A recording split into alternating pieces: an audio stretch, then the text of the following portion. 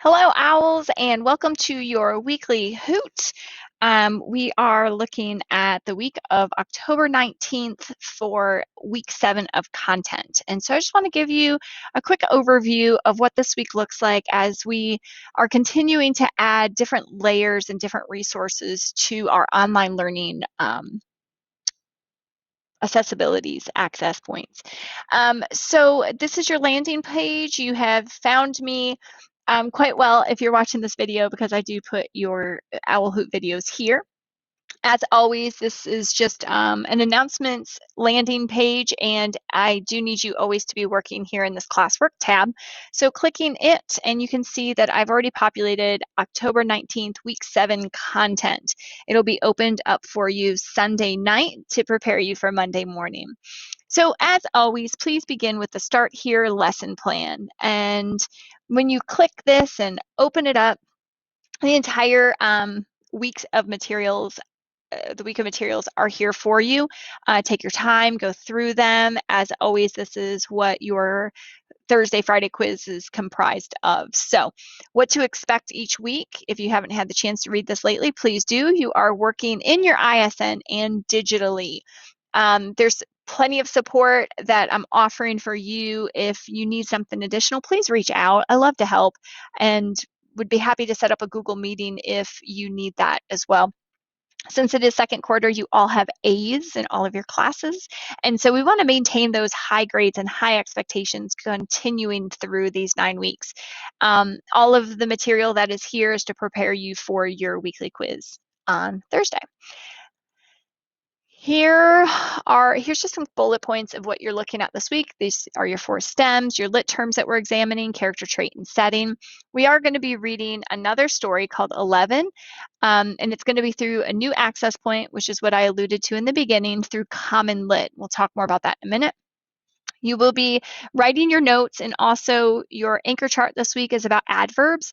Adverbs are probably the most complicated parts of speech that we'll closely look at, and so definitely pay attention as you're copying this down, and then we'll continue to work through them. I want to make it as simple as I can, and your anchor chart is definitely a great resource for you. Digital literacies, as usual, uploading images of your notes in your anchor chart, and Google Docs to Google Classroom and back and forth. And then this last one is a new piece that we're adding, the Commonlit, which is going to have your story, some activities, and also an online comprehension quiz. That's geared towards building you up towards that EOG, their EOG type questions, and it's good for you to have practice with them. So we'll talk more about that in a minute. What you're going to need to the side, and then begin thinking about when have you felt younger than your age? So most of you are between 10, 11, 12, 13 years old.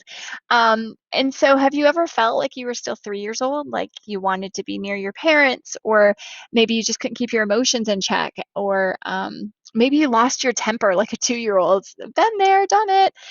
So I want you to begin thinking about that, because that's going to help us really relate to our main character in our story 11 this week. So begin thinking about it.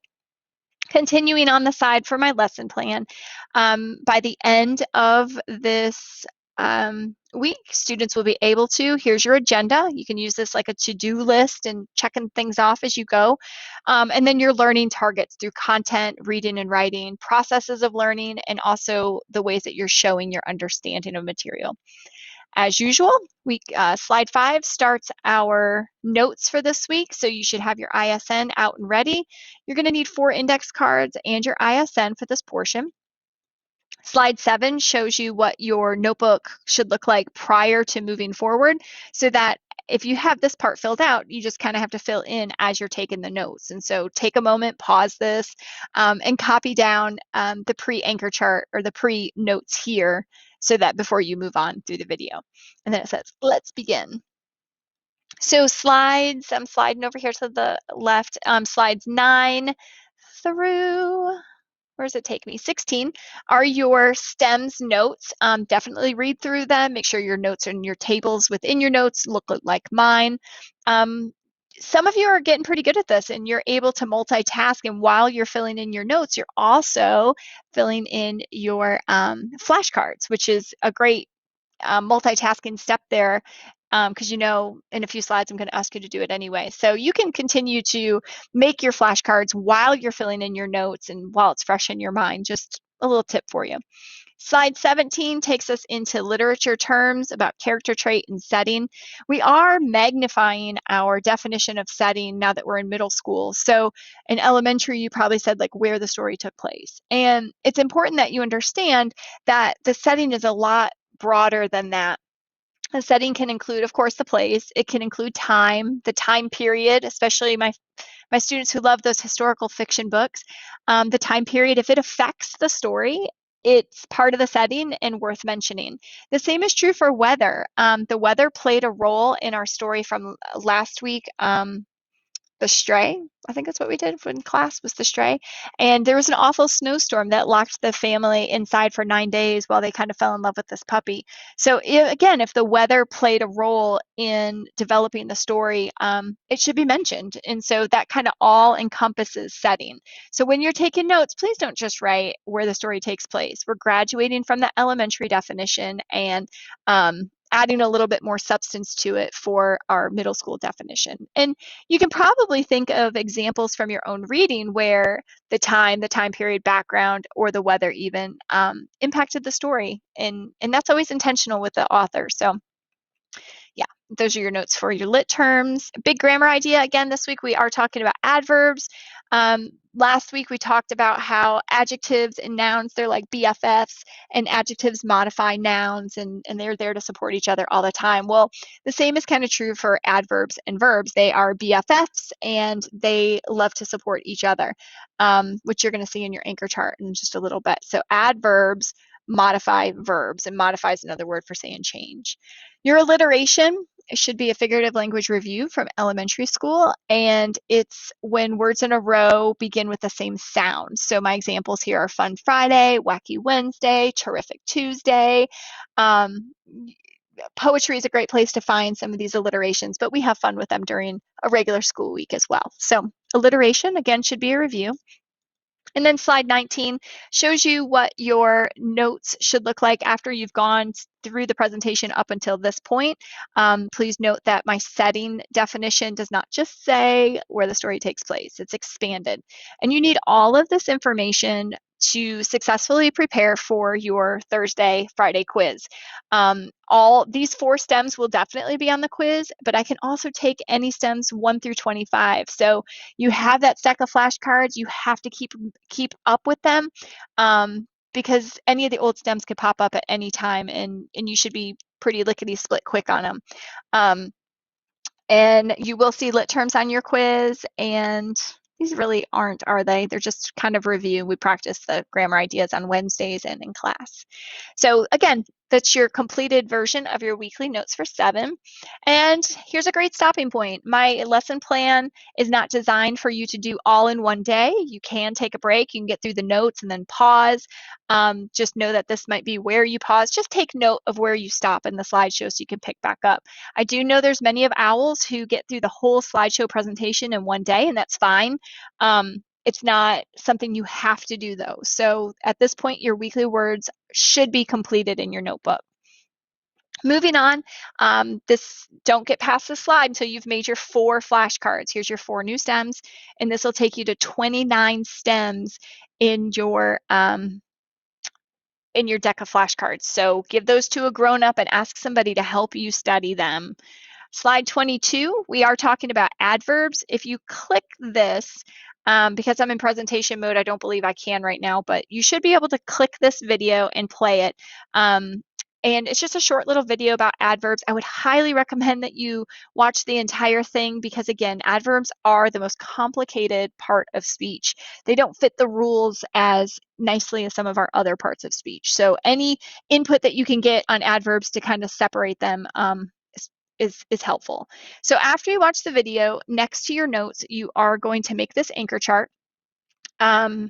It's just important as the way it is. Take some time, make it colorful, use the different colors. Your brain really remembers in color more vividly than if it's just pencil and paper. So even if you have to shade it with a crayon just to kind of separate them, it's helpful. So there's your adverb anchor chart. I have taken a picture of my notebook, and here's my weekly word 7 notes. And on the other side of slide 7 or page 7 is my anchor chart.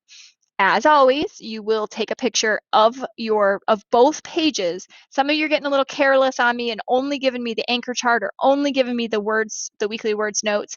In order to get full credit, I need to see both. Some of you are like you're just holding it up, and it's totally fine. Some of you hold it up and like this, and I can see both pages. Some of you are doing like one picture and then a second picture, and that's fine. Some of you are turning your cameras down and getting both pages. It's fine, but I do need to see both in what you upload to Google Classroom in order to give you full credit, because both sides are important in your development in 6th grade curriculum. Okay? If you have any questions, let me know. Slide 24.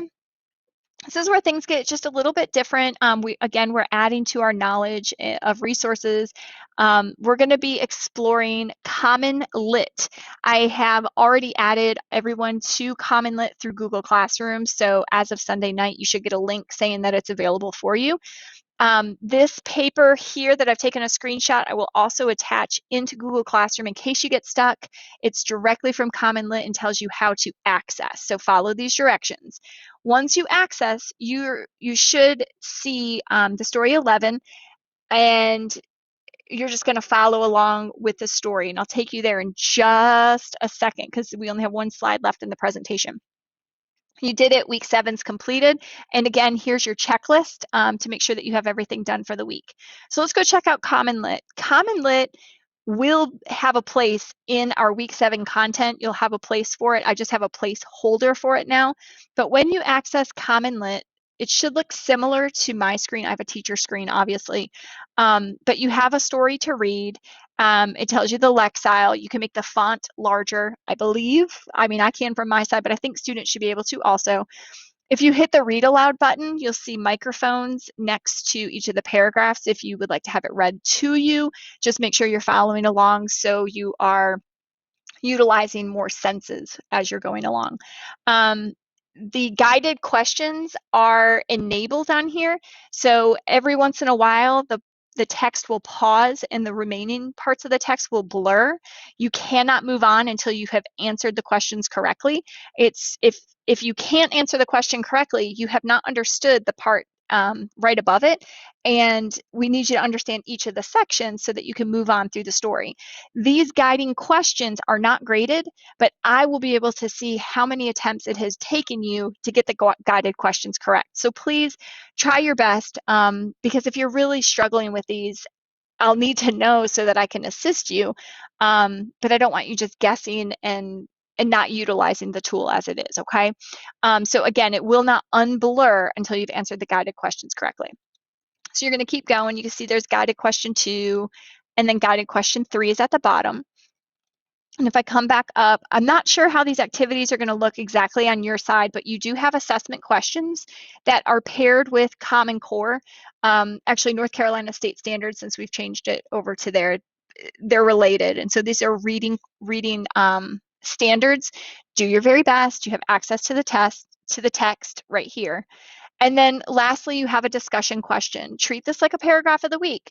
You should have at least 5 sentences. You should describe a moment when you felt younger than your age, which was our initial question back in our lesson plan. There should be a submit button when you have completed this. My version looks just a little bit different. And if you have any questions, let me know. But I am pretty excited about Commonlit. It is going to prepare us to make those gradual stages towards the EOG. And it's less things for you to access because the text, the questions, the guiding questions, the discussion is all on one page. And it is directly aligned with our state standards. So there's Commonlit. I think you're gonna be really successful with it. I'm gonna pop back over here to Google Classroom. And lastly, your weekly word 7 quiz is here. The quiz does not open until Thursday. Please don't submit these empty to me.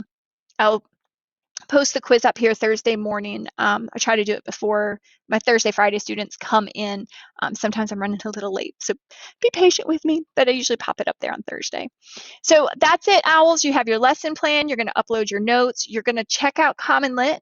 I did not give you a paragraph of the week Newsy LA because I want you to take some time to really explore this resource. And then your quiz. Your 3 grades for this week, as you can see, will be the picture you send, the Commonlit grade, and your quiz grade.